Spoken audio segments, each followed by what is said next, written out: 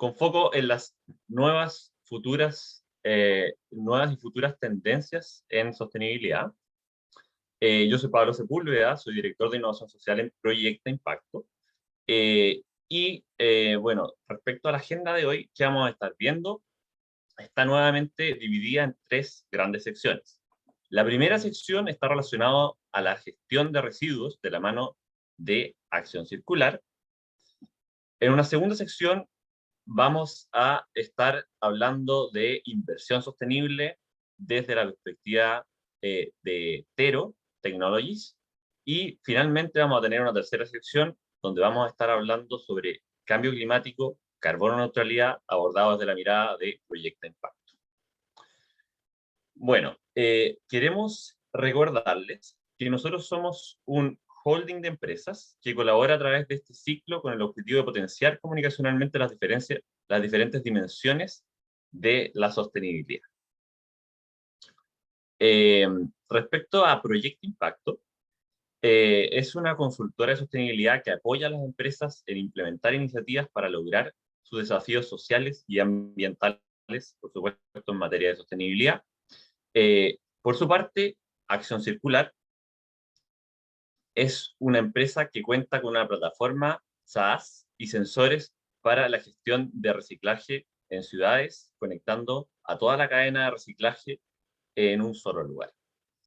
Y por su parte, Tero es una empresa que ofrece un software para la gestión integral de la sostenibilidad. Es una herramienta flexible y adaptable a todo tipo de industria, que entrega eficiencia en la gestión y la agilidad de la divulgación ASG.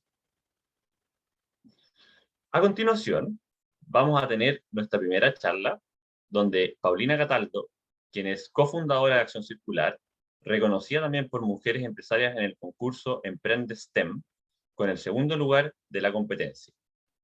Además, fue seleccionada dentro de las 100 mujeres líderes del 2021 del ranking El Mercurio. Hoy, su startup es parte del portafolio de Chile Global Ventures, el brazo de inversión de riesgo de Fundación Chile. Quiero recordarle a nuestra audiencia que a medida que vayan teniendo dudas, dejen sus preguntas en los comentarios para así que nosotros podamos leerlas y al final de todas las presentaciones van a ser respondidas. Después de de las tres presentaciones vamos a estar respondiendo todas esas consultas, ¿ya? Entonces, Paulina, te doy el pase para que puedas comenzar con la presentación sobre la gestión de residuos. Hola, buenos días a todos. Espero que estén muy bien. Pablo, gracias por la presentación. Creo que ya solicité el remoto. A ver, voy a probar si funciona. Si no, para que me ayudes. Debería funcionar. Acuérdate, puedes hacer clic en la pantalla. Sí, ahí está. Entiendo que se ¿Sí? está ¿Eso moviendo. soy yo? Ya, perfecto. Bueno, vamos a partir con algunos números. Obviamente esta charla se trata de cómo la gestión de residuos es una nueva tendencia en la sostenibilidad, pero para eso tenemos que ponernos en contexto. Y el contexto es que nuestro planeta, nuestro querido planeta, nuestra madre tierra está en llamas por distintos problemas de carácter socioambiental que se están presentando, y estas cifras que si bien están acá en la pantalla, ustedes ya les resuenan, las conocen, las saben, es bueno recordarla. En el 2021, entre el 2020 y el 2021 se quemaron más de 35.327 hectáreas y hubo casi 7.000 incendios a lo largo de Chile. Y eso es solo Chile, porque si empezamos a contabilizar Australia, Brasil y otros países más que presentaron incendios de gran magnitud, producto también de la sequía y también producto de las altas temperaturas que incrementan la potencialidad de los incendios, y obviamente la acción humana. La verdad es que esto se comienza a complicar más cuando nosotros tenemos que empezar a pensar en disminuir nuestra carga o nuestra huella de carbono o la carga de gases de efecto invernadero en el mundo, en nuestro planeta. Además, también tenemos problemas de residuos. A más de 10.000 metros de profundidad se han encontrado plásticos, hay islas de microplásticos en el planeta. El 70% de los residuos que se encuentran en las playas corresponden a plásticos y colillas de cigarro. Todo eso es solamente acción humana. Y acá en Chile también estamos viviendo las consecuencias de esta gran sequía que ya se habla, donde todos los cultivos hoy día están con problemas de los agricultores ya no pueden proyectar sus proyectos de vida asociados a la agricultura y cada vez nos estamos desplazando más al sur en búsqueda de agua, lo cual es súper complicado, súper complicado. Ahí estoy haciéndole clic, Pablo, ahí. Ahí sí. Bueno, algo de lo que no tenemos que estar orgullosos, pero en lo que sí somos líderes de la OCDE que más envía residuos a relleno sanitario. Es una lástima tener que ser líderes en esto, pero esa es la realidad. La verdad que además nuestros rellenos sanitarios ya están perdiendo también su vida útil, o sea, nos estamos acercando al fin de su vida útil, y es complejo porque ¿dónde vamos a llevar residuos? No los podemos seguir llevando y dejando en la tierra ahí hasta los millones de años que van a durar esos plásticos, estos vidrios que están yendo y no se están reciclando, ¿no es cierto? Así que sigue siendo una complicación. Este es un mapa que muestra, si se fijan bien, lo que es más azul, lo que está más oscuro son los países que más generan residuos a nivel mundial. Y si se fijan, a nivel de Latinoamérica, si se fijan en el color de Chile, somos uno de los que está más oscurito, se puede decir. Muy similar a lo que está pasando en algunos países de Europa también. Entonces también es algo de lo cual no podemos sentirnos muy orgullosos, ¿no es cierto? Esto se debe principalmente a la forma en que nosotros hoy día estamos produciendo, donde nuestra economía se basa en un modelo de economía lineal, donde las materias primas son extraídas, se transforman, son consumidas en nuestros hogares, en nuestras industrias, para finalmente cuando ese material o ese envase o ese producto que se produjo, valga la redundancia,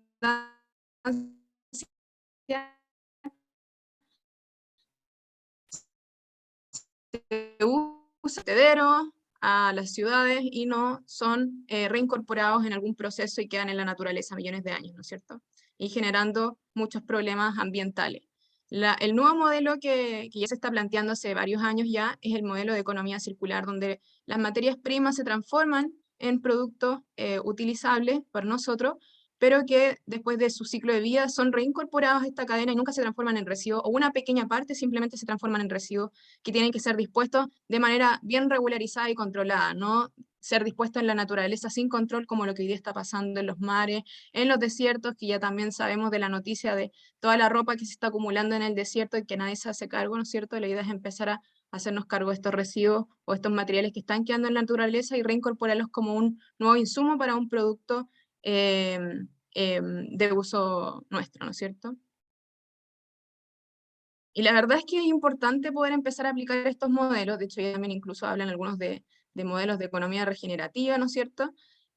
Donde acá esto es muy importante. ¿Y por qué? Porque la verdad es que el reciclaje, que si bien es una de las partes más ineficientes dentro de la economía circular, obviamente la economía circular se basa dentro de un uso jerárquico de los residuos, donde la verdad es que lo mejor es tratar de evitar la generación de un residuo, eso es lo mejor. Y reciclar ya se acerca como una de las últimas iniciativas que nosotros podemos llevar a cabo para poder evitar la generación de residuos. Y esto igual es importante porque tiene un impacto fuerte en lo que es el cambio climático. La verdad es que reciclar impacta 20 veces menos que botar ese mismo residuo a la basura, porque el reciclaje evita la emisión de estas toneladas o estos kilos de dióxido de carbono. Y ahí aparecen también los números para que ustedes lo puedan tener. Y esto nuestras naciones, los países, lo saben. El 45% de los países en Latinoamérica ya tienen leyes que impulsan el reciclaje, impulsan el poder ser naciones que generan cero residuos incluso. En el caso de Chile ya se puso en marcha la ley de responsabilidad extendida del productor con sus primeros decretos, y el 100% de los países de Latinoamérica tienen una ley que al menos está incentivando a que los residuos vayan a un destino más seguro que el medio ambiente, al menos de manera controlada, como por ejemplo un relleno sanitario, que es lo que queremos empezar a evitar, pero esto es un gran avance. El 100% de los países ya está avanzando en esto. Pero aún así quedan muchos desafíos.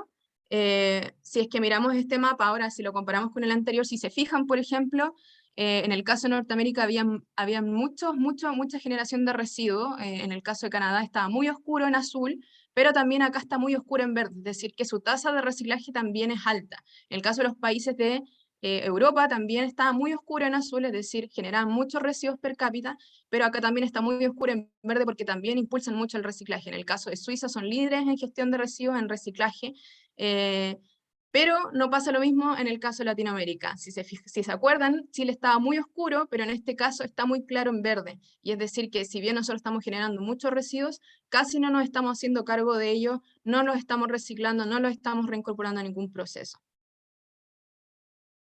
Pero también esto se debe principalmente a que las realidades son muy distintas, ¿no es cierto? Las realidades de los países, nuestra cultura, los presupuestos que nosotros trabajamos a nivel público y privado para poder hacer un trabajo sobre esos residuos que estamos generando son muy diferentes. De hecho, un municipio en Chile cuenta con el 5% de un municipio en Europa para poder hacerse cargo o promover el reciclaje en los hogares de las personas. Y eso también es un problema de recursos, ¿no es cierto? Tenemos que tratar de hacer de que el reciclaje sea realmente rentable, sea sostenible de manera económica, porque hoy día reciclar es muy caro comparado con llevar a la basura. Además, hoy día nos vemos presionados por, como les comentaba antes, por estas leyes. Alrededor de 200.000 empresas en Chile se ven obligadas hoy día a través de la ley REP a hacerse cargo de los residuos que ponen en el mercado, o sea, de los materiales que ponen en el mercado, y al final de su ciclo de vida recuperarlos y transformarlos y darles un destino más sostenible. En el caso específico, por ejemplo, envases y embalaje, si todas estas empresas que están poniendo productos envasados, por ejemplo, acá tengo un labial en un envase, la idea es que la empresa que puso este producto en el mercado y llegó a mi casa tenga que de alguna manera diseñar una estrategia para recuperar este mismo envase y que termine siendo reciclado, tenga un destino más sostenible que llevarlo a un relleno sanitario que yo le boto a la basura, ¿no es cierto? Y a raíz de eso se espera que el mercado chileno crezca más de 500 veces, es decir, que aparezcan nuevas empresas, que aparezcan nuevos emprendedores, negocios, iniciativas que acompañen a las grandes empresas y a las medianas en esta recuperación, en estas estrategias para poder transformar o volver el reciclaje una práctica más sostenible y un negocio rentable también, ¿por qué no una oportunidad? Y de hecho es lo que pasó en Europa cuando se implementaron estas leyes de responsabilidad extendida del productor. El mercado creció mucho, la cantidad de profesionales que aportaron a esto también aumentó mucho, aumentó la empleabilidad. Entonces eso es lo que se espera y es lo que viene y lo que va a pasar. De hecho, el mercado es tan grande que si es que empezamos a considerar todo lo que implica la recolección de material segregado desde las casas, desde las empresas, el acondicionamiento del material, el transporte, la transformación, etcétera, el almacenaje, si empezamos a sumar todo eso, es un mercado de más de 300 billones de dólares. O sea, es una oportunidad muy buena para todos los que quieran aportar en estas iniciativas. Y en ese sentido, algunas de las cosas que están apareciendo, y es de donde también está aportando Acción Circular, es en tratar de hacer este proceso, esta gran cadena del reciclaje de una manera más económica y más eficiente. ¿Y cómo se está logrando hoy día? Primero que nada, disponiendo herramientas digitales como por ejemplo plataformas, software as a service, para que las empresas, tanto las empresas de reciclaje como quienes necesitan reciclar o soluciones de reciclaje, se puedan conectar y puedan tener acceso a estas soluciones. Entonces, hoy día, por ejemplo, lo que está haciendo Acción Circular es disponer esta plataforma con sensores ultrasónicos que te indican el estado llenado en tiempo real de los contenedores. Es decir, estamos utilizando tecnologías de la industria 4.0 como el Internet de las Cosas para poder empezar a hacer esta recolección dentro de las ciudades de una manera más eficiente, porque el transporte, cuando se hace un transporte ineficiente, por una parte generamos más dióxido de carbono en la atmósfera, y también estamos generando más costos asociados al transporte y por ende, finalmente, todo el costo del reciclaje se vuelve más caro. Con el uso de tecnologías que nos indican cuándo es necesario hacer realmente un retiro, podemos ir reduciendo ese presupuesto y además haciéndolo ambientalmente más sostenible. ¿Y cómo funciona? Se instalan los sensores en los contenedores que indican este nivel de llenado, conectándose a la plataforma cuando es necesario hacer un retiro, y así las plantas de reciclaje tienen la información necesaria para poder coordinar los retiros dentro de sus zonas de control, enviar las órdenes de trabajo a sus transportistas, los transportistas generan el retiro y finalmente lo llevan a las plantas de reciclaje que corresponde para esto. Pero lo más relevante de la industria del reciclaje o la industria de la gestión de residuos es la trazabilidad. Poder saber de dónde se retiraron los residuos, quién los transportó y dónde fueron dispuestos y que cada una de esas partes de la cadena de reciclaje cuente con todos sus permisos necesarios. Gracias, Seba. Y así estas son las imágenes de algunas cosas que se están haciendo y que hemos hecho nosotros también como Acción Circular, es instalar estos sensores en, por ejemplo, jaulas. En Latinoamérica y en los países en vía de desarrollo, como el reciclaje hoy día es un desafío, es algo que está todavía un poco lejos de nuestra realidad, la verdad es que nosotros tenemos que ser súper versátiles y acomodarnos a la realidad que existe. Hoy día el reciclaje, cada empresa lo ha resuelto, cada gestor lo ha resuelto de su manera. Algunos ponen este tipo de campanas, por ejemplo, que es una campana para la recuperación de los residuos. Nosotros hemos puesto estos puntos verdes con distintas bocas y jaulas para el reciclaje de cartón. En los condominios tenemos contenedores de 240 litros. Están estas jaulas, están instaladas en Los Ángeles, por ejemplo, para el reciclaje PET y en muchas regiones de Chile. Entonces, todo lo que se genere en cuanto a soluciones para el reciclaje tiene que ser súper versátil, que se adapte a nuestra realidad, porque no hay un estándar. El reciclaje no es una industria demasiado madura en Chile, todavía queda mucho por avanzar y nos tenemos que adaptar a las realidades que hay hoy día. Y lo que ha demostrado el uso de la tecnología, por ejemplo, el uso de tecnología como sensorización para el reciclaje, es que se pueden disminuir hasta en un 30% los costos de recolección del reciclaje en ciudades, lo cual es súper relevante si tenemos que empezar a pensar que el reciclaje tiene que empezar a ser más competitivo con llevar los mismos residuos a un relleno sanitario, ¿no es cierto? Entonces tenemos que empezar a generar estrategias para que esto sea más sostenible y más económico en el tiempo. Esto también además lo hemos podido ver en otro tipo de beneficios que tienen que ver con el uso de plataformas.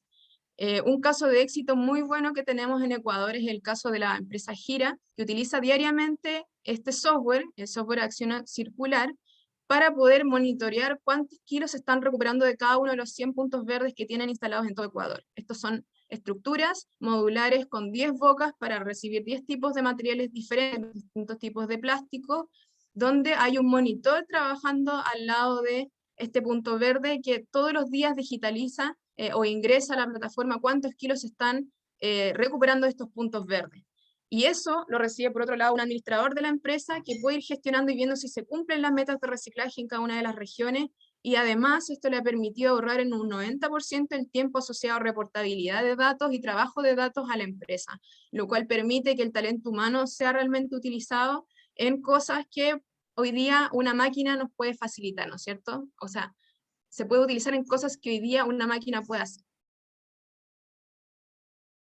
Finalmente nos queremos despedir de esta primera parte de la charla con este video que se los dejamos para que ustedes puedan escanear el código QR con sus celulares de una iniciativa que hemos realizado con Oxxo y Coca-Cola, que tiene que ver con la implementación de puntos verdes inteligentes a un costado de las, estoy terminando,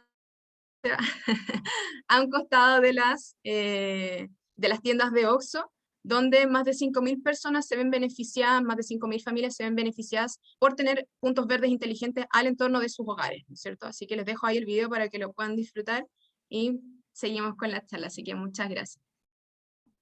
Paulina, muchas gracias a ti por tu presentación sobre un tema en verdad tan urgente de resolver. Yo le pido al público que cualquier duda de nuestra audiencia la estaremos respondiendo después en los últimos minutos de este espacio, por lo tanto, las puedan ir dejando también, reitero, en el chat. Ahora, por favor, le pido a Andrés Sepúlveda, cofundador de Proyecto Impacto, que tiene más de 7 años de experiencia en el mundo de la sostenibilidad corporativa y es cofundador también de Tero Technologies, que nos acompaña con su presentación. Andrés, puedes tomar el control de la presentación para hablar de las exigencias de sostenibilidad desde la mirada de los inversionistas. Muchas gracias, Pablo, por la introducción. Muchas gracias también a todos y a todas las personas que están conectadas a esta hora.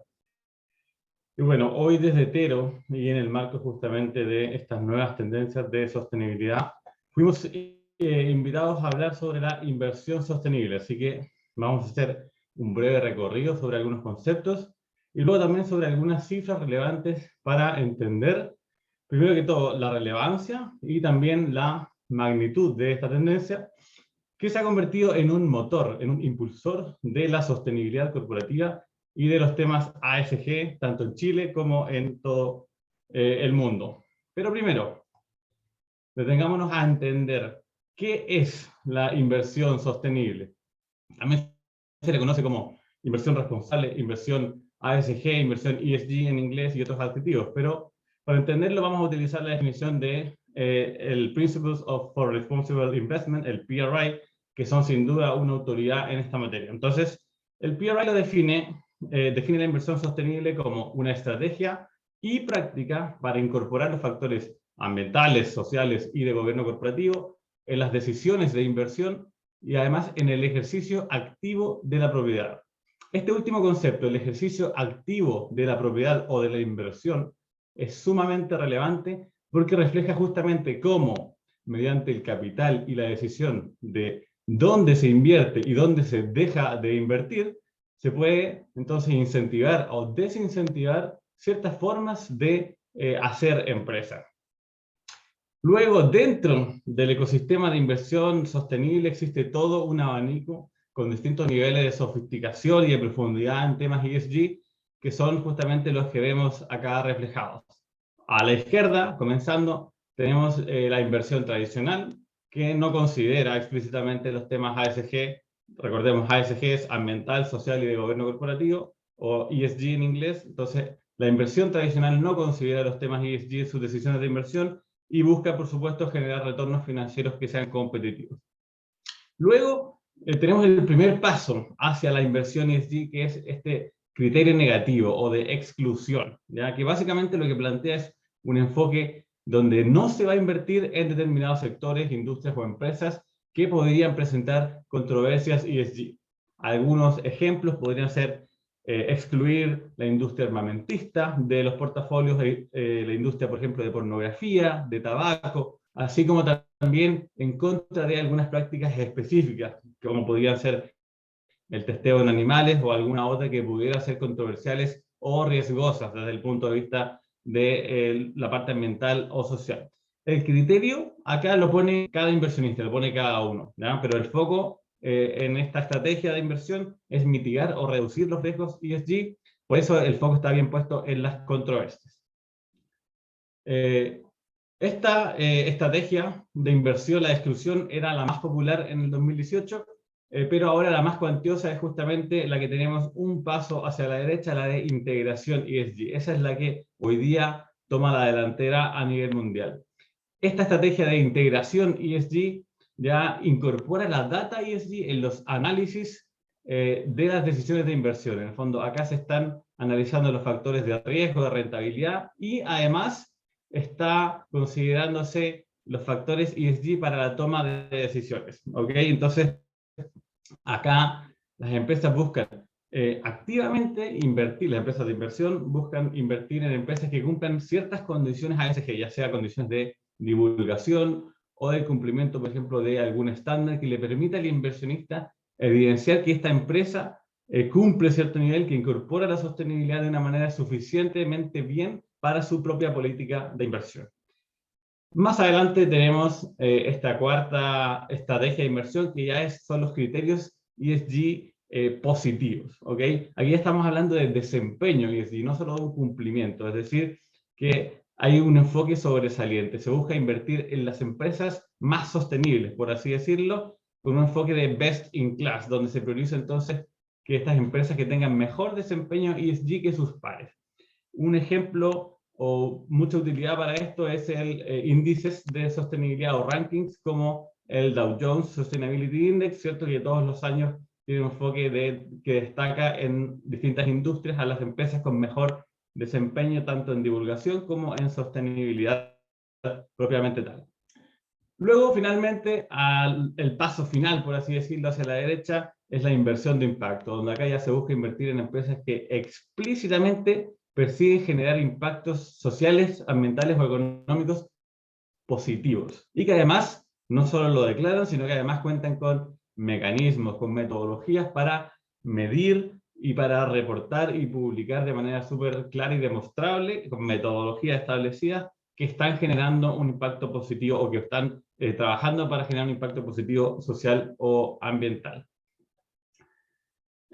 Ok, entonces también es súper importante entender que los inversionistas no siempre se van a quedar con una de estas estrategias, sino que de acuerdo a su política de inversión van a ir tomando un poco de una, un poco de otra, y van a ir mezclando de esta manera un poco de exclusión, un poco de integración a ESG y un poco de quizá inversión de impacto. La inversión de impacto hoy día es la que tiene la menor proporción de todas estas 5 estrategias. Como dijimos, hoy día lidera la estrategia de integración ESG y hace 2 años lideraba la de exclusión. Entonces esto está en constante evolución y va cambiando cada año a un ritmo bastante fuerte. Así que no sorprendería que todo esto sea distinto en un par de años. Este gráfico lo vamos a pasar rapidito, en realidad no quiero entrar al detalle, pero aquí se muestra todos los activos bajo administración de las empresas que son signatarias de los principios de inversión responsable, el PRI, ¿ya? Tenemos cómo han evolucionado la cantidad de miembros en esta línea amarilla, el número de signatarios que adquiere o que comulga con estos principios de inversión responsable, y más bien lo que quiero reflejar, porque esto es una porción solamente del mercado de inversión sostenible, lo que quiero reflejar con esto es la tendencia al alza y el crecimiento, la curva acelerada de cómo están creciendo y cómo han ido creciendo significativamente la inversión responsable, la inversión sostenible en los últimos años. Dentro de los signatarios de estos principios de inversión responsable tenemos tanto a los inversionistas institucionales, como pueden ser AFP, compañías de seguro, y también a empresas de inversiones propiamente tal como las AGF, las administradoras generales de fondos y otras empresas de inversiones.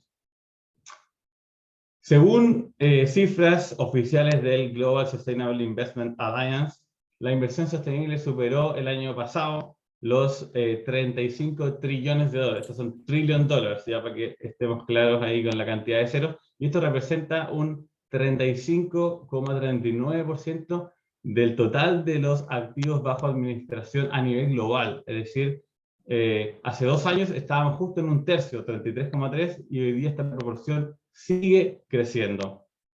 Y además, como un dato, bueno, y de estos 35 trillones, se concentra más del 80% en Estados Unidos y Europa, y por otro lado hay otros mercados que van creciendo también de manera muy emergente en términos de inversiones ESG, como Japón, Canadá, Australia y otros mercados, por supuesto, en Latinoamérica, pero que en tamaño todavía siguen siendo menores.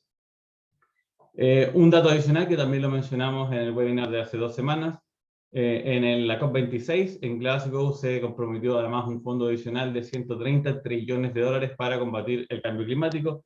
Me imagino que Daniela en la próxima presentación nos puede dar mucho más detalles sobre eso.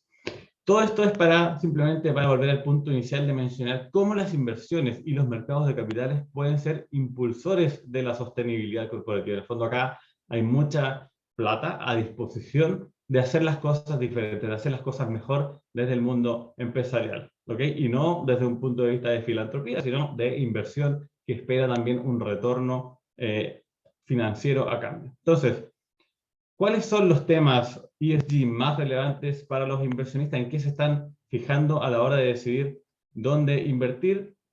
Aquí podemos ver reflejados los principales 6 tópicos mencionados por los inversionistas. Primero que todo tenemos la reducción de emisiones de carbono, que va liderando significativamente esta solicitud por parte de inversionistas. Luego salud y seguridad de los trabajadores, diversidad e inclusión, derechos humanos en la cadena de suministro, las emisiones de carbono de alcance 3, que también son mayoritariamente en cuanto a la cadena de suministro, y por último también la seguridad de información. Estas son las prioridades a nivel global, pero en Chile no es tan diferente la cosa. Están bastante alineados y se incorporan además otros temas, como por ejemplo la gestión de riesgos, los temas de ética y anticorrupción, la claridad en la estrategia del negocio, y además está creciendo fuertemente justamente el tema de diversidad e inclusión, pero que aún no entra al top 5 dentro de los inversionistas chilenos. Bueno, para dimensionar también cuál es la relevancia de gestionar y de divulgar la información ASG, si es que se quiere acceder a este 35% de la inversión global, entonces tenemos que tener en mente que casi el 80% de los inversionistas considera que los temas ESG son un factor relevante para la toma de sus decisiones de inversión, y que incluso, acá podemos ver que 3/4 de ellos opinan que las empresas deben hacerse cargo de estos temas ESG, incluso si esto significa disminuir un poco, por supuesto, su rentabilidad en el corto plazo, es decir, hacer una inversión en el mediano y en el largo plazo. Y hablando desde el riesgo, obviamente, para quien no se hace cargo de esto, podemos ver que casi la mitad de los inversionistas está dispuesto a desinvertir, es decir, a retirar su dinero de empresas que presenten controversias ASG o un mal desempeño ASG. Entonces, esto significa un riesgo, por supuesto, para las empresas. Hay una cita de un inversionista que se menciona en este estudio que a mí me gusta mucho, que dice que en el fondo ya no se puede hablar de largo plazo sin hacer referencia al ESG, es decir, que son parte de lo mismo. Esto responde al deber fiduciario de los inversionistas, que antes se veía solamente desde un punto de vista financiero, pero hoy día el inversionista entiende que para cumplir con su deber financiero tiene que considerar los riesgos y las oportunidades del ESG, porque son parte también del retorno que le debe a sus inversionistas. ¿Okay? En Chile, el escenario también está bastante desarrollado, obviamente guardando un poco las proporciones, pero al 2021 podemos ver que el 63% de los inversionistas dijo ya contar con una política de inversión ESG, y además hay otro 27% que está trabajando en ello. Esto es año pasado, por lo tanto, a este año ya podríamos estimar que deberíamos estar alcanzando un 90% de inversionistas que cuentan ya con una política de inversión ESG, es decir, casi todos. ¿Ya? Y por otro lado, también tenemos casi un cuarto de los inversionistas de Chile que han desinvertido, que ya han desinvertido en empresas por su mal desempeño en ESG. Aquí no estamos hablando de posibilidad, de potencial, de estar dispuesto a desinvertir, sino el 23% de inversionistas que ya ha desinvertido en empresas por su mal desempeño ESG. Entonces, ojo con eso. De esta manera, ¿qué falta entonces para poder aprovechar estas oportunidades y además mitigar los riesgos de quedar afuera? ¿Dónde están las brechas? Vemos que 2/3 de los inversionistas dicen que la data ASG que encuentran es de mala calidad o es insuficiente. En Chile, esto sube casi al 80% de los inversionistas que dice que encuentra información que no está estandarizada, que no es cuantificable y además que no tiene metas explícitas. ¿Ok? Entonces, sin duda existe un desafío en términos de calidad de la data presentada. Y por otro lado, también hay un 43% de los inversionistas que menciona que esta data no está disponible en un solo lugar y, por supuesto, para lograr tener esta data de calidad, las empresas necesitan contar con las herramientas adecuadas, con la participación, por supuesto, activa de diferentes áreas de la empresa. El compromiso de la dirección también es sumamente relevante. Entonces, justamente, ante estas brechas, y para ayudar a las empresas a alcanzar estos desafíos es que nosotros hemos desarrollado Tero. Y Tero es un software justamente para la gestión integral de la sostenibilidad. Es una herramienta flexible y que entrega eficiencia en la gestión y agilidad en la divulgación ASG. En Tero se puede hacer un seguimiento, un reporte de los indicadores y establecer, por supuesto, metas ESG, y después se puede divulgar de manera ágil y flexible y a la vez cumpliendo con los diferentes frameworks que exigen los inversionistas.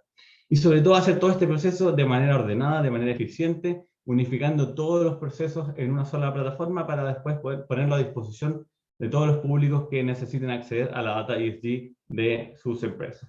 Entonces quiero invitar a todos y a todas a visitar nuestra página web para poder saber más de nuestros servicios y de cómo este software y nuestros servicios pueden ayudarlos a cumplir con estos desafíos y, por supuesto, aprovechar las oportunidades que existen desde el punto de vista de la inversión ESG. Muchas gracias a todos. Muchas gracias a ti, Andrés, por tu presentación, por compartir también tu perspectiva sobre la vertiginosa evolución de las exigencias de los inversionistas ESG y también sobre cómo el mundo de la inversión en general está cambiando y podría ser un motor para la sostenibilidad corporativa. Ahora, continuamos con la última sección de esta charla, de la mano de Daniela Corbalán, en este caso, quien es ingeniera civil química, que también es directora de Medio Ambiente de Proyecto Impacto y parte del Comité Temático de Cambio Climático de Acción Empresas. Además, cuenta con un diplomado en Cambio Climático y otro en Desarrollo Bajo en Carbono y Cambio Climático, ambos de la Universidad de Chile. Daniela, todo tuyo el escenario.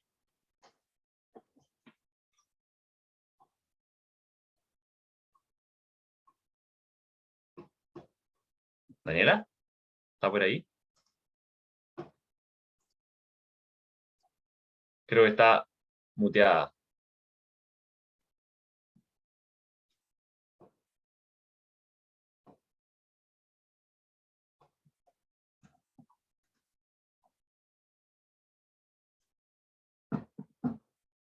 Parece que está con un problema técnico, Daniela. Está un segundo mientras lo solucionamos.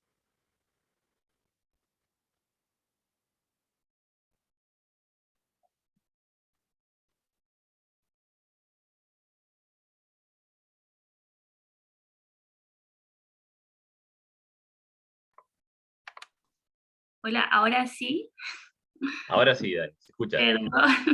Perdón, perdón, estaba con dificultades. Bueno, buenos días a todos, muchas gracias por la invitación. Voy a partir entonces, y gracias Pablo por el tiempo en que tuve problemas técnicos. Voy a partir con la presentación de cambio climático y carbono neutralidad. Me gustaría partir esta presentación. Ahí sí. Poniéndonos un poco en contexto respecto a qué significa este fenómeno denominado cambio climático. Y para eso aquí tenemos diferentes escenarios desde 1850 a 2020 de cómo ha ido aumentando la temperatura global promedio del planeta. Podemos ver de que esto ha sido un aumento sostenido comparado con la temperatura promedio de épocas preindustriales, y que ya en 2020, quizás no se nota mucho por el tamaño, pero la línea roja que aparece es un umbral de un aumento de esta temperatura en 1,5 grados. Y podemos ver de que en 2020 ya estuvimos muy cerca y nos estamos acercando cada vez más a llegar a este umbral máximo. Pero ¿qué es precisamente lo que ha ido generando de que se aumente esta temperatura año tras año? Es el denominado efecto invernadero. El efecto invernadero no es más que una vez que entra la radiación solar a la atmósfera, esta al chocar con la Tierra se ve parte de ella reflejada y es detenida, es decir, se le impide la salida de la atmósfera por una cantidad de gases que están contenidos en la misma. Estos gases son los que se denominan los gases de efecto invernadero, o GI también por sus iniciales. Estos gases tienen la particularidad, como decía, de que contienen la radiación, lo que a su vez hace que aumente la temperatura, y además están definidos según el protocolo de Kioto. Hay 6 gases definidos y que tienen la particularidad adicional de que son los denominados contaminantes de vida larga. ¿Qué quiere decir esto? Que a diferencia de otros contaminantes atmosféricos, estos gases permanecen en la atmósfera inalterables por una gran cantidad de tiempo. Y cuando decimos gran cantidad de tiempo, nos estamos refiriendo a periodos por sobre los 50 o incluso los 100 años. Es así como los científicos empezaron a estudiar cuál era la relación que existía entre el calentamiento global, el aumento de la temperatura y estos gases de efecto invernadero. Y lo que se encontró es que al ser estos unos gases de vida larga, como dije anteriormente, la relación directa no estaba solamente con las emisiones momentáneas de estos gases de efecto invernadero, sino que la verdadera relación se encontraba con la acumulación en la atmósfera de gases de efecto invernadero y el incremento de la temperatura, que es lo que nos muestra un poco este gráfico, que podemos ver una relación lineal o directamente proporcional entre la acumulación de gases de carbono y el incremento gradual año tras año de la temperatura promedio del planeta. Es así como también los científicos empezaron a estudiar entonces cuáles eran los efectos de que la temperatura promedio aumentara, y se empezaron a identificar efectos nocivos, no deseados y con cambios bruscos para todos los ecosistemas y la vida como la entendemos en la Tierra. Es por eso que en una primera instancia la comunidad científica definió como un aumento límite la temperatura de no sobrepasar más de los 2 grados Celsius. Este aumento de temperatura, insisto, respecto a las épocas preindustriales, y esto, como había una relación directa con la concentración de emisiones actuales en la atmósfera, define un nuevo concepto que es lo que se conoce como el presupuesto de carbono. A la actualidad ya se han emitido, como aparece en parte de los gráficos, 2.200 gigatoneladas. Y si es que lo que se buscaba en primera instancia era no aumentar la temperatura más de 2 grados Celsius, esto nos dejaba un margen de acción de tan solo 1.170 gigatoneladas para emitir de aquí al 2050 y evitar este cambio con consecuencias irreversibles y además no deseadas. Sin embargo, en los últimos años se han estudiado con mayor profundidad cuáles serían estos reales efectos que tendría el aumento de la temperatura, y la comunidad científica rectificó estos 2 grados Celsius y los redujo, y propone de que hay que generar todos los esfuerzos para que la temperatura no aumente más de 1,5 grados al 2050 para evitar estos efectos no deseados. Como las 2.200 gigatoneladas ya las tenemos emitidas y están concentradas en la atmósfera, esto hace que el presupuesto de carbono que teníamos al 2050 se vea drásticamente reducido. Y pasamos de poder haber tenido 1.170 gigatoneladas, ahora tan solo pueden emitir 420 gigatoneladas. Pero, ¿cuáles son las reales diferencias entre aumentar la temperatura de 1,5 grados Celsius a 2 grados Celsius? ¿Son realmente importantes o significativos estos 0,5 puntos de diferencia? Bueno, a continuación vamos a plasmar una cantidad de ejemplos, solo un extracto de cuáles serían realmente estas diferencias de manera concreta. Primero vamos a partir con posibles efectos en el mar. Respecto a lo que es el Ártico, o el número de veranos, por ejemplo, que se tomó como consideración sin hielo en el Ártico, vemos que este impacto de aumentar la temperatura en 2 grados Celsius sería 10 veces peor que en el caso de que la temperatura tan solo aumentara en 1,5 grados. Respecto al aumento del nivel del mar, este aumentaría 0,06 veces más metros en el caso de aumentar la temperatura a 2 grados Celsius. En el caso de los arrecifes de coral, que son indispensables también para la vida marina, tenemos de que su efecto se vería 29% peor en el caso del aumento de los 2 grados Celsius, y respecto a la disminución de la pesca marina, este se vería el potencial negativo incrementado 2 veces. Respecto a las olas de calor, que es un fenómeno que además estamos viviendo de manera cada vez más recurrente, tenemos que la exposición de la población humana ante estos eventos extremos de calor se vería potenciada en 2,6 veces más en el caso de que aumentemos la temperatura en 2 grados Celsius en vez de subirla tan solo 1,5. También tenemos efectos sobre la especie, acá estamos hablando específicamente de pérdida de especies. En el caso, por ejemplo, tanto de los vertebrados como de las plantas, tenemos que se perderían 2 veces más especies en el caso de aumentar la temperatura a 2 grados Celsius, y en el caso de los insectos, esto se vería multiplicado por 3. Para el caso de los ecosistemas, y básicamente acá está enfocado en cómo cambiarían los biomas tal como los conocemos hoy día, esto sería 1,86 veces peor en el caso de aumentar los 2 grados Celsius. En el caso del permafrost, la cantidad del Ártico que se descongelaría sería 38 veces peor si es que aumentamos la temperatura a 2 grados Celsius. Y finalmente, un ejemplo asociado al rendimiento de cultivo, en específico de la cosecha de maíz en los trópicos, esta se vería potenciada de manera negativa a 2,3 veces. Todos los ejemplos que vimos anteriormente es al comparar cómo serían los cambios si es que la temperatura aumenta promedio global de la Tierra en 2 grados Celsius en vez de tan solo aumentar 1,5 grados Celsius. Entendiendo esta dinámica y el potencial riesgo que esto generaría, y que incluso en muchos casos ya lo estamos viviendo, es que en los últimos años la comunidad científica ha hecho esfuerzos para identificar aquellas regiones que están particularmente expuestas a cambios climáticos bruscos, o también denominados no lineales, ¿ya? Y estos puntos, que son los que podemos ver en la siguiente gráfica en verde, son los denominados hotspots.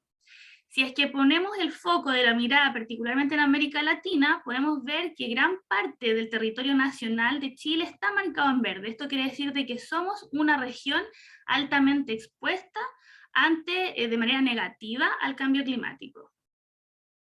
Es por eso que a nivel nacional se han experimentado distintas iniciativas, más adelante vamos a ver otras, pero solo por mencionar algunas, podemos mencionar que existen plataformas gratuitas de acceso público, por ejemplo como Huella Chile, para poder hacer la cuantificación de gases de efecto invernadero.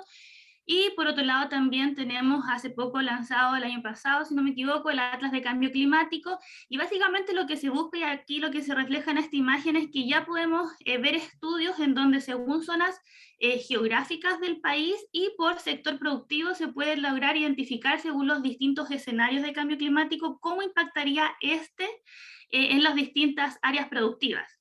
Podemos ver también que acá es uno de los escenarios posibles. Las proyecciones indican, por lo general, de que siempre, a medida que vaya pasando el tiempo, las intensidades de olas de calor van a ir aumentando según las regiones, y por otro lado tenemos que los eventos de precipitación van en disminución. Pero ¿cuáles son los riesgos climáticos? Bueno, existen múltiples, los podemos clasificar también según el uso que queramos hacer de ellos, los análisis más bien que queramos hacer de ellos. Acá vamos a ver algunos. Podemos clasificarlos según temporalidad, por ejemplo, y tenemos en ese sentido los riesgos de inicio rápido, y como ejemplos acá tenemos que consideran riesgos de inicio rápido el aumento en la frecuencia y severidad de tanto de inundaciones como de heladas. También tenemos el cambio de patrones de lluvia y aumento en su intensidad, y también los aumentos de tiempo extremo, lo también que se denomina climatología extrema y su variabilidad. Por otro lado, tenemos también los riesgos de inicio lento, y acá podemos poner como ejemplo la zona central de Chile, que ya está viviendo hace más de 10 años una situación de mega sequía asociada a lo que es la escasez de agua. Tenemos también todo lo que está relacionado al ascenso de la temperatura promedio, los cambios en las estaciones.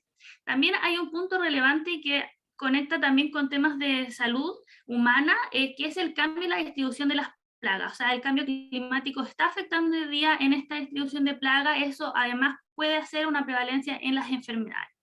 Y finalmente también algo que estamos viviendo a nivel nacional, que es la pérdida o potencial pérdida de la biodiversidad.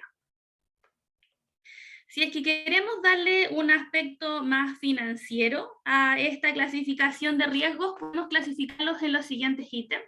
Tenemos por un lado los riesgos físicos, que estos hacen referencia a la transmisión al sistema financiero del impacto de eventuales eventos naturales severos en sectores económicos que están altamente expuestos, por ejemplo, a olas de calor, a deslizamientos de tierra, a incendios forestales, a inundaciones, a sequías, o también, por ejemplo, a patrones de precipitación.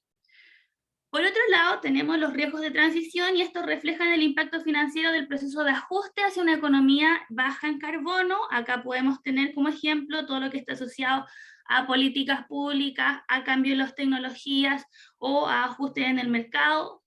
Solo por mencionar también como referencia, acá podría incluirse todo lo que está asociado a políticas públicas tanto a nivel nacional como a nivel internacional, como con el Acuerdo de París.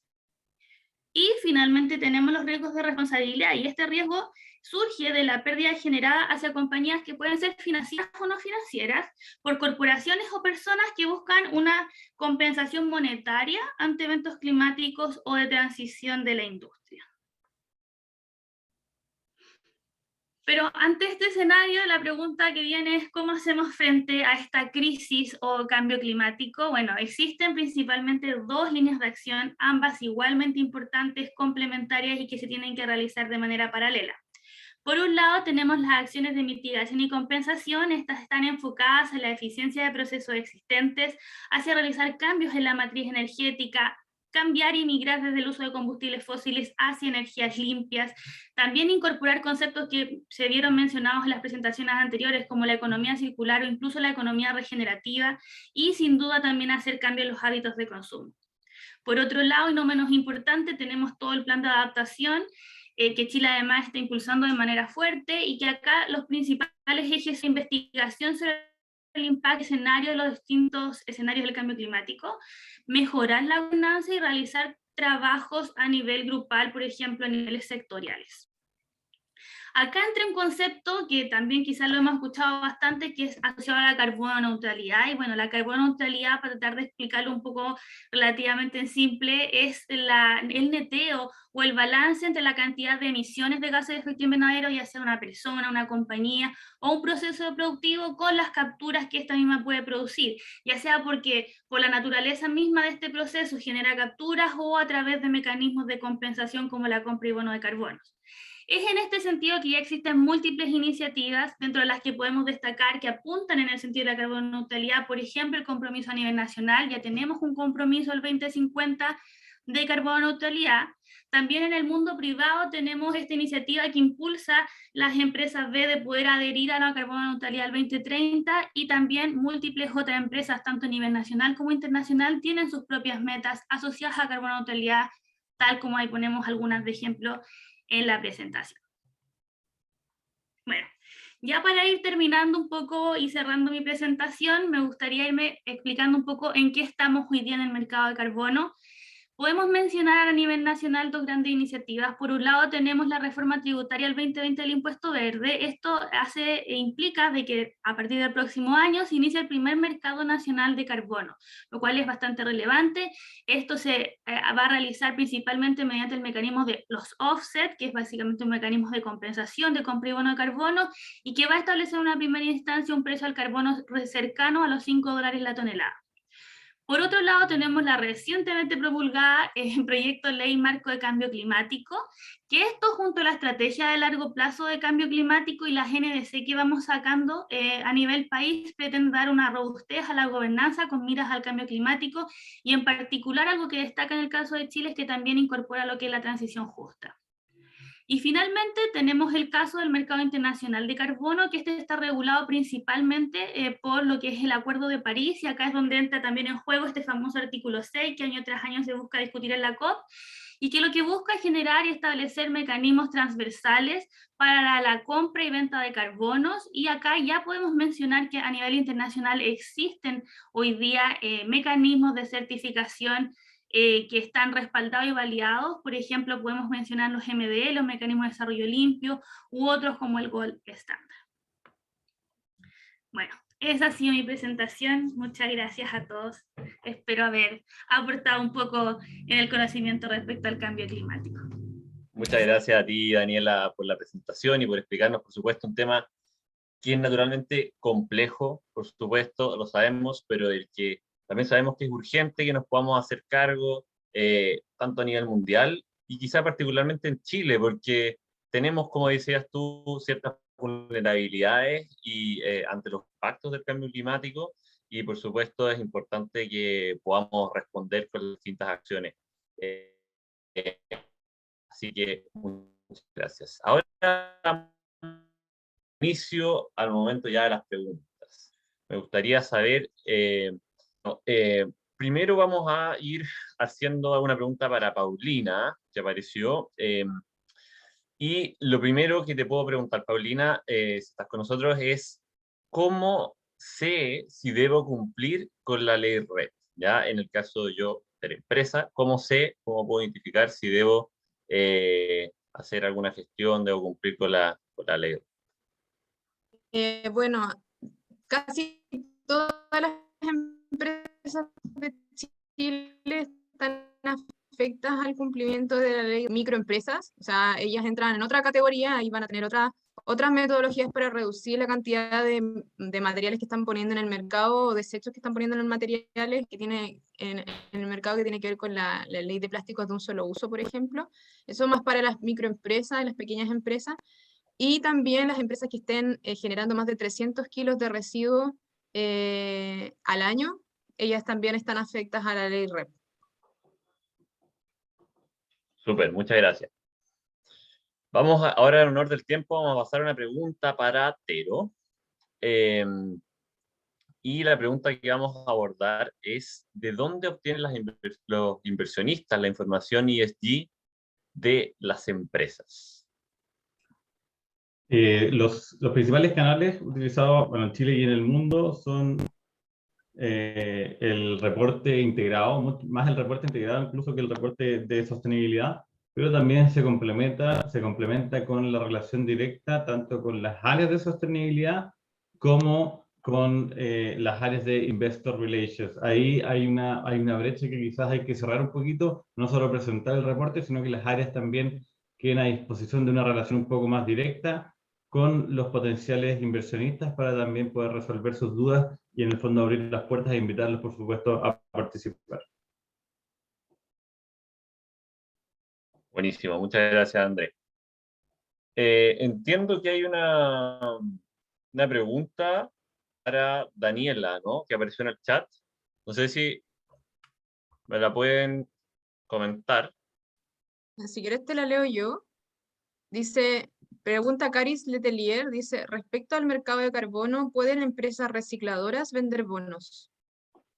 Sí, bueno, ahí comentar de que efectivamente hoy día a nivel nacional ya rige el mercado internacional de bonos de carbono. Entonces hoy día sí se pueden hacer transacciones y de hecho existen proyectos, porque esto se ve más que nada, más que asociado a empresas, son los proyectos como tal que logran demostrar de que a través de un proceso hacen una captura X y que bajo esa lógica se emiten los bonos.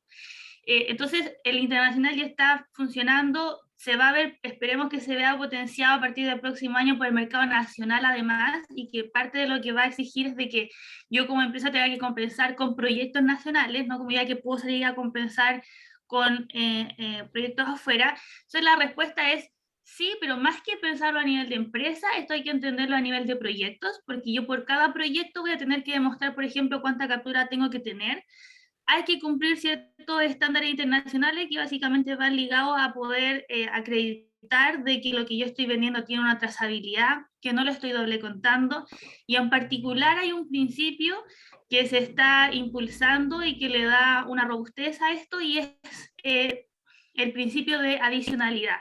¿Qué quiere decir esto? De que también se buscan proyectos que demuestren de que salen del parámetro convencional. Por ejemplo, si es que hoy día, que no es el caso de Chile, ya lo mencioné Paulina, si es que el caso de nosotros fuera que el estándar base fuera el reciclaje, efectivamente presentar un proyecto de reciclaje para la emisión de bonos no tendría cabida porque no cumpliría con este principio de adicionalidad. Mientras eso no pasa a nivel nacional, efectivamente sí existe la cabida para que este tipo de proyectos puedan presentarse y poder generar la emisión de bonos. Pero, insisto, es un caso a caso, se mira más que a nivel de empresa, a nivel de proyecto, y hay que cumplir ciertos criterios.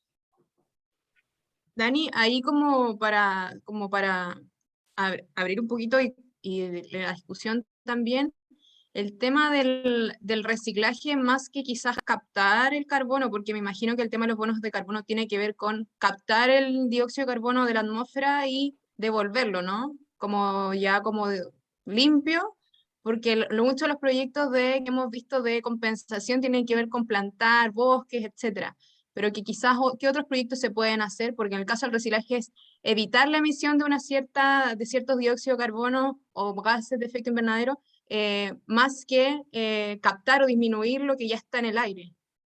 Exacto, efectivamente al día de hoy, y de hecho, por ejemplo, si uno revisa la estrategia a nivel país, cómo se busca, lo único que hoy día de manera natural, bueno, no es lo único, pero uno de los principales que de manera natural está capturando el carbono, retirando el carbono que hoy día hay, es la industria, por ejemplo, de las plantaciones, como mencionaba Paulina.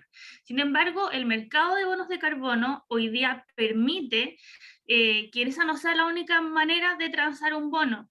Y hoy día podemos ver proyectos, por eso hablaba de la adicionalidad, en donde, por ejemplo, asociados a energía limpia, que se hacen proyectos de energía limpia, por ejemplo, eólicos, y que se logra comparar con el convencional, y se dice, mira, la matriz energética hoy día emite tanto por kilowatt hora. Con mi proyecto yo voy a emitir bajo esa lógica 0, por ejemplo, se le puede asociar a energía renovable. Entonces ese diferencial que se deja de emitir se transa con un bono. Efectivamente hoy día técnicamente todo se entiende de que eso no es una captura como tal, de hecho esos precios de bono de carbono son menores a los otros, pero eso sí está hoy día permitido, está regulado, y bajo esa lógica es que temas como por ejemplo el compost o el tema de los residuos podrían entrar, el reciclaje en particular, como compra de bonos de carbono, emisión en este caso. Súper, muchas gracias. Bueno, en honor del tiempo vamos a ir cerrando ya este webinar. Les agradecemos a todos por su tremenda participación durante el desarrollo. Esperemos que haya sido de su gusto, hayan podido aprender. Y desde ya los dejo invitados a todos y a todas al siguiente webinar, siguiente ciclo, que va a ser el día 22 de junio. Vamos a estar hablando sobre tecnología y sostenibilidad. Así que eso, vamos a enviar las presentaciones, vamos a enviar la grabación de este webinar también, y junto con una evaluación del webinar también, que les agradeceríamos, a nosotros nos ayuda mucho a mejorar. Así que eso, que tengan excelente día. Muchas gracias nuevamente. Gracias a todos, gracias. Chao, que estén muy bien. Chao, muchas gracias.